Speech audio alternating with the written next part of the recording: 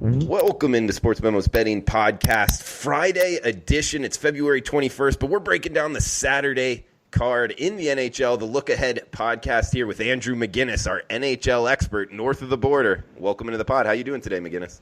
Andrew, doing really good. Looking forward to a great weekend. Love previewing these Saturday cards. And, of course, we know we got Wilder Fury Saturday night. So if you're a sports fan, you're ready to go for a great weekend. How are you doing? You're right, man.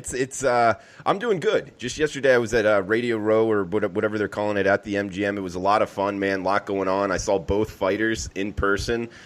Two big dudes, man. I didn't realize how big they are in person as well. So it's going to be a fun fight tomorrow night. We also got the Panthers and Vegas Golden Knights. We'll be breaking down a little bit here. Nightcap on Saturday night. That's happening here in Vegas as well. But a little bit more towards the top of the card here, McInnis. We got 35-36 Buffalo at Pittsburgh we're going to be breaking down first. And I'll tell you, probably the best guy out there in the industry to be breaking this down, man. 9-2, 5% plays, 7 straight winners. You got one going on Saturday. So, guys, check it out at sportsmemo.com. Andrew McInnis is up 42% ROI. That's bankroll increase, betting every play in the NHL. He's seeing it well on the ice, making some money out there. So check him out, sportsmemo.com. We got game number 35-36 here up first. Daytime face-off. Buffalo, Pittsburgh. Looks like Pittsburgh heavy home favorites here, McInnis. Minus 230 is what we're seeing now. Total is 6 on this one. You interested in getting involved with Buffalo and Pittsburgh?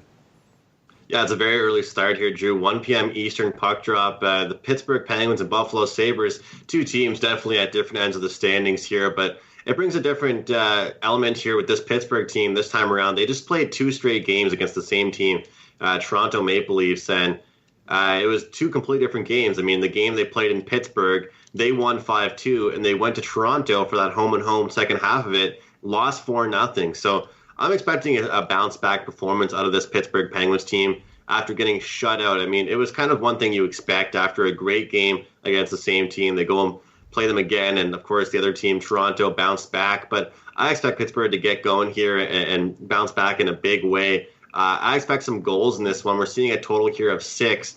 I'm already locked and loaded with the first period over 1.5, but I do like the full game over 6 as well. I think this one should be a 6.5 goal total here. We've got a Buffalo team just scoring in bunches with everybody that they're playing. It could be, a lower skilled team, a higher skilled team in the standings, no matter who it is.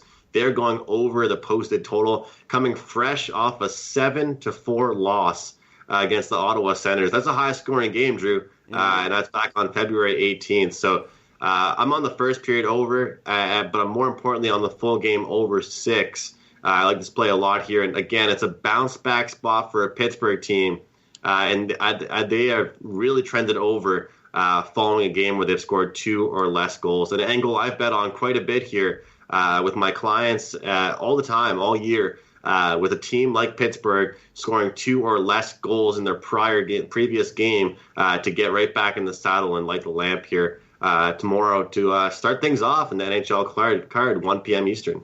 Yeah, we got some early starts, and then we're going to be breaking down some night games and a nightcap here. Next game up, we actually shout out on Twitter to Tony Zuko with a question on this game. Can you preview the Canes versus the Leafs? Canes will be on a back-to-back after facing the Rangers Friday night. I think they look past the Rangers and lose tonight for revenge on the Leafs, a weird high-scoring day game last time they met on December 23rd. So kind of to Tony's point here, he's leading into game number 37-38, the rotation number on the Saturday NHL card here. Carolina at Toronto.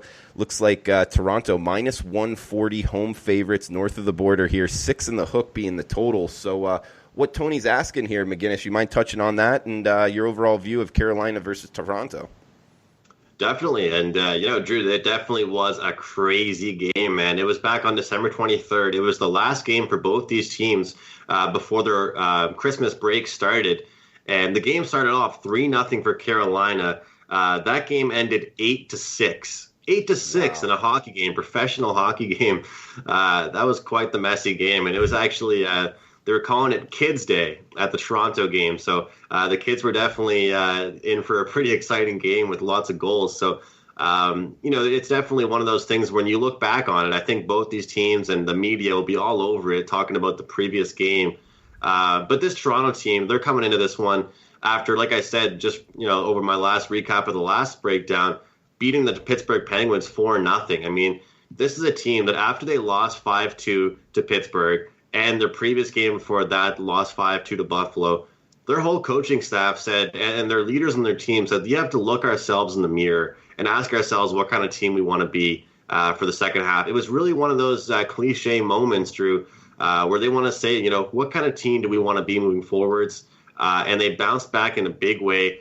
Not only am I impressed by the win, but it's the fact that they had a great defensive game. They shut out the Penguins 4-0. That's what it really impressed me the most. I want to make that very clear. I don't care about the 4 goals. The Leafs do that all the time. It was the defensive performance they put forward. So we're getting, in my opinion, Drew, a very generous price here at around -140 at most shops for the Toronto Maple Leafs. I think that brings lots of value. And that question, again, saying that, they think the Carolina is going to kind of look ahead to this game against Toronto. The fact is, the game against New York being played on Friday night is not going to be easy. New York pretty much, makes everybody play a really tough physical game, a full 60, a very tiring game. The fatigue factor will certainly be there for Carolina heading into Saturday. I love Toronto at this price. I think it'll get bet up before puck drops, so I think it's a good opportunity when you're watching this podcast to log into your betting site and grab the Maple Leafs while you can. He's Andrew McInnis on Twitter at McInnis Picks. He's got his 5% NHL situational best bet up at sportsmemo.com. That's the highest rating you can have at SportsMemo in terms of confidence of the play. 5% NHL situational best bet going on Saturday. Check it out, guys. SportsMemo.com. McInnis has hit 7 straight 5% winners. He's up 42% ROI. That's return on investment over the whole course of the NHL season. So he's making some money. Check it out, sportsmemo.com. Also, one-time discount here for the rest of his NHL season. Sportsmemo.com. We'll keep it active for 48 hours. We got NHL299 is the coupon code. That's NHL299 coupon code for almost $400 off the rest of his NHL season. Get you all the way throughout the Stanley Cup playoffs through Game 7 if that happens. No extra charges later. NHL 299 at checkout for his NHL full season package. That's every play he releases in the NHL for the rest of the season. McInnis, next game up here, we got 8 p.m. Eastern, Game number 45-46, Columbus at Nashville. Looks like the Preds, -165 favorites at home. 5 in the hook being the total. What are you thinking for game number 3 on the slate? Well, I'll tell you what I'm thinking, Drew. I'm telling you, this should not be a 5.5 total. And pretty much every single Columbus Blue Jackets game is going to be a 5.5. It's just the way that it is with the team that's been so defensive for the past 2-3 years. Seen some pretty great goaltending, but with the injuries, the way they've built up, to me, injuries means bet over, especially when Seth Jones went out. I mean, not often can one player going out really dictate the change of a total, but I really feel like when Seth Jones went out for injury, it really changed the pace of the game. And John Tortorella, the head coach for Columbus, realized, hey, we're in a tough spot right now. We're getting scored on a couple times a games. That means we have to step up our pace of play as well. He didn't really take that approach where he said, play better defensively. He said, no, we got to match the other team with their intensity on offense. So over the past, I'd say 4 or 5 games, we've seen some higher scoring games. We've seen a lot faster of a pace with the Columbus Blue Jackets. A 4-3 game against Philly, 4-3 game against New Jersey, 4-3 game against Buffalo. I could really go on and on here, Drew, but Columbus is cashing these over tickets, and we're seeing a constant 5.5 with them as their total. Nashville will be coming off a game from Friday night. They're playing the second half of a back-to-back here. They've been going over the total as well. More importantly, they've been scoring goals and been looking pretty good against subpar teams. So I think Columbus could get exploited here by Nashville. They've kind of been picking it up a little bit, and again, as a 5.5 goal total, I don't think this number is where it should be. So that's why I'm on the over here. All right, McInnis, we're going to be breaking down one more nightcap here. Panthers versus the Golden Knights here in Las Vegas. Guys, coupon code NHL299. Get you the rest of McInnis's NHL season. Almost 48 hours away from cancellation of that coupon code there in terms of it will only last for 48 hours. Sportsmemo.com. NHL 299 coupon code for the rest of the season. We got last game up here, McInnis. But first, I have a question in terms of you talked about betting totals and it making you look towards the over. Injuries a lot of times in other sports, especially more offensive-minded players going out, make me look towards the under. What exactly makes you look towards the over in terms of the player that you were talking about being injured? More so, I should have corrected myself, and I'm happy you asked. More so defensive players. He's a key play. He's either a top 2 or top 3 defenseman on the Columbus Blue Jackets. So when a guy that's usually logging around 21 minutes a game is absent, it's hard for them to find someone to kind of mark those exact same minutes and be as efficient as that one guy was. But we saw it with Connor McDavid, known to be one of the best players in the league right now. When he went down with injury, the following game, many people thought that we'd see a low-scoring game because of the lack of scoring. However, the team kind of rallied around that injury and picked up their scoring. And a lot of times I think that when you juggle lines, when coaches mix things up, players are motivated to play well with their new line. So, I get it. You look at football, especially if a star receiver goes out, you wonder, okay, who's going to take his place and catch those same amount of passes. In the NHL, I feel like, if I ever see a number 1 defensive pairing go down, number 1 or 2, I'm looking to either fade that team or bet over with that team because maybe their offense is still looking pretty good, but their defense is not going to be the same. Interesting. And just off the top of my head here, so a defensive player going down, one of the star defensive players, and then that backup coming in, do you think just off the top of your head, and granted there's going to be situations where it's different, there's more of a drop-off on the defensive side than, say, that same situation happening with 2 forwards, like more offensive-minded players from top to bottom? Where do you think that there's more of a drop-off, or do you think that there's no correlation there? Definitely on defense. There's lists and lists of players that could step up. And make a name for themselves on offense. But the fact is, usually there's three pairings, so 6 defensemen in a game. But the fact of the matter is, there's usually about 3 or 4 of them that log the majority of the time. However, there's 4 lines of forwards for NHL. So having 1 or 2 guys out, there's usually 1 or 2 guys that can take that guy's spot, unless it is, the top 5 player in the world. I mean, if Alexander Ovechkin gets down with an injury tomorrow, it's going to hurt the Washington Capitals. There's no hiding that. But I think if a mediocre second or third line player went down for the Detroit Red Wings tomorrow, a very, very poor hockey team, they'd be able to fill that spot no problem, Drew. I like that question a lot because it makes a lot of sense. Because a forward spot, I believe, is a lot easier to cover up than a defensive position. Okay. Well, we got Florida versus Vegas, then a best bet from McInnis. Another question, too, before we shut this down. So, McInnis, actually, did you see last Saturday where it was the Vegas Golden Knights game, and 2 guys fought even right at the puck drop? Did you see that? Oh, yeah, that was Reeves. Reeves fought Martinson, I think it was. Yeah, Marinson. Yeah, that was crazy. That's called squaring up. That's old-fashioned hockey right there. I love it. Dude, I love watching that, man. And Adam Hill, a friend of mine here, he works for the Las Vegas Review-Journal. He talked to Reeves right after the game, and the reason that they fought, I guess they were talking to each other right before. He's like, "Hey, let's fight," and he's like, "Oh, I want to go ring somebody first, and then we'll fight later." And the other guy, the Martinson guy, was like, "Oh, well, Furry's here, the boxer that's fighting this Saturday night," and he's like, "All right, that's good enough." And then that's what made him square up right at the. Did you hear that?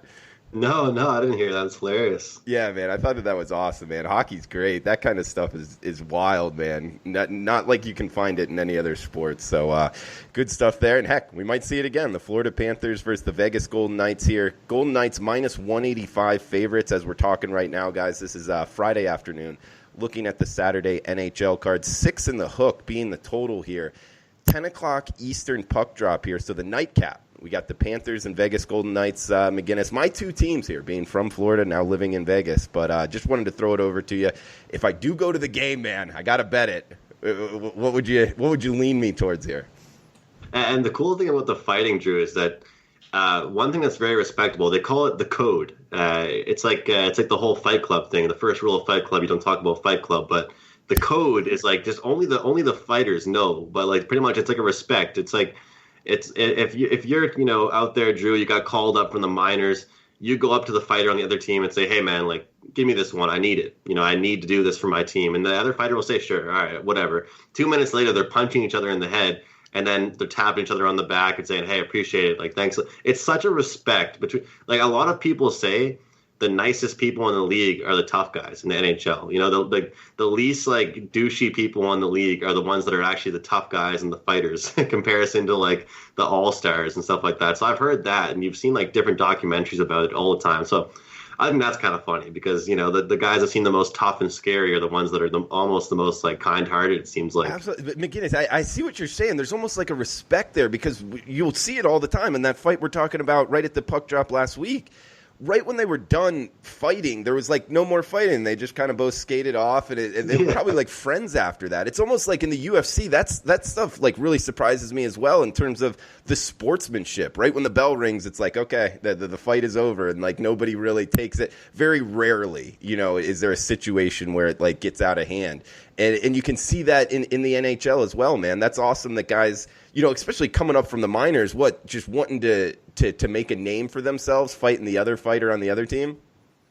Yeah, like there's been different like books that were written about that whole thing, or like articles where it's like sometimes like these guys, like the anxiety they'd get in their hotel room the night before, or different things like that. Like they know that that's their job. Like they do their research. Like before they're playing a game, they look at like, okay, like there's a chance this guy, I'm probably gonna have to fight him, or maybe I'll ask this guy to impress the coach. Because when it comes down to it, that's what their role is, And the real way that the NHL has been changing, they're trying to eliminate fighting.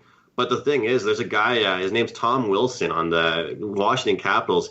He plays on their first or second line sometimes. So if you can find a guy that's willing to fight and a really tough guy, but he can also play the game and score, then that's just your perfect guy, because they don't want to have a guy that's like just completely useless out there and can only just drop the gloves. If you can do both and, at least like go up and down the ice and, make some plays and fight, then that's the perfect guy. But like you said, it's just like UFC. Like they do it because they know they have to. And then once the fight's over, like I've listened to mic'd up YouTube videos where it's literally a guy saying, all right, man, like do this for me. Like they're at the face-off. He's like, all right, let's give me the fight. Like I need it for my team. And then during the fight, he's saying, which shoulder? Like which is your sore shoulder? I won't hit it. Like it's hilarious. It's almost like it's like I need this fight, but I'm not going to try and kick your ass. Yeah. Anyway, to the game though. To the game, it'd be very easy just to bet the over in this game. If you're a stats or a trends better, you like the over. I mean, Florida is. They acquired Bobrovsky in the offseason. They picked him up as their goaltender. They thought that everything was going to change. They were going to be a better defensive team and a better team goaltending wise. That hasn't really helped at all. The total's gone over in 4 of their last 6 games, 9 of their last 11 versus the Western Conference. And same thing with Vegas, but that just goes back to their hectic schedule. But you and I mentioned it the last time we spoke. Will they get their act together back at home for a mini homestand? They have. They've now won 4 straight games, and I feel like they'll come out on top here again tonight. I'm looking at a Vegas puck line bet here, Drew. Right now, we're seeing at a plus price in the first period over is at a 2 right now, at around plus 120. I would recommend giving that out. We have seen I don't think we've seen any slow starts to any Vegas games, whether it's a fight, whether it's a scoring chance, anything. This game will be high scoring, and I think Vegas will come out on top. Florida needs to get home and play some bottom feeder teams, because right now they've been playing quite a few teams that are pretty talented and have a lot of scoring capability, and they're not faring well. Meanwhile, Vegas just came off of a big win against the Tampa Bay Lightning at home where they won 5-3. So they're definitely feeling confident, feeling motivated, and feeling pretty good about themselves. Okay, so in terms of if you had a free roll on this, it would be Vegas puck line. Yeah. Okay. All right. Good stuff, McInnis. We got best bet coming up, guys. Remember the coupon code NHL299 at checkout, sportsmemo.com. Rest of Andrew McInnis's NHL season all the way throughout the Stanley Cup playoffs. Almost $400 off there. Guys, it will be active for the next 48 hours. NHL 299 at checkout. He's got his 5% best bet up there, situational spot. He's 9-2 in his 5% plays this season, and he's hit 7 straight. Yes, you heard that right. 7 straight winners in his 5% plays. He's got one going Saturday night, plus 42% return on investment every play across the whole NHL season so far. So, McInnis, I know you got your 5% play up for Saturday, but best bet for the podcast on the Saturday card, man. Where are we going? We're going to, unfortunately, go with the Toronto Maple Leafs. I say unfortunately because I hate the Leafs as a Montreal Canadiens fan, but I think it's a great spot here for them at a pretty good price of -140. Maple Leafs versus the Carolina Hurricanes. Get the job done here, Drew. All right, I'm seeing them low watermark here, -135. So Toronto -135 is what you want to go with, best bet for the podcast? Yes, sir. All right, Maple Leafs. Toronto -135. I'm also on your 5% situation. I got 2 bets going on Saturday. If I go to the Vegas game, I'm going to have 3 NHL bets going. That's the most I've ever bet in my life on an NHL card, McInnis. So hopefully it goes well on Saturday, man. Is there anything else you wanted to throw out there before we shut this down? We're good to go. We're good to go. We'll take care of business on Saturday, and we'll see you guys back for a recap, look-ahead spot for Tuesday's games. Yeah, McInnis will be back on the pod Monday night looking at the Tuesday card. So thanks for the time, McInnis. Best of luck, man. I'm riding with you. So hopefully we cash some tickets this weekend. Have a fun, safe weekend, man. You too, Drew. Thanks. All right, guys. Thanks for tuning in. Please comment, like. If you could share on social media, we would definitely appreciate it. Comment on YouTube. And, guys, best of luck with your bets. We'll talk on Monday with Teddy Covers' opening line report.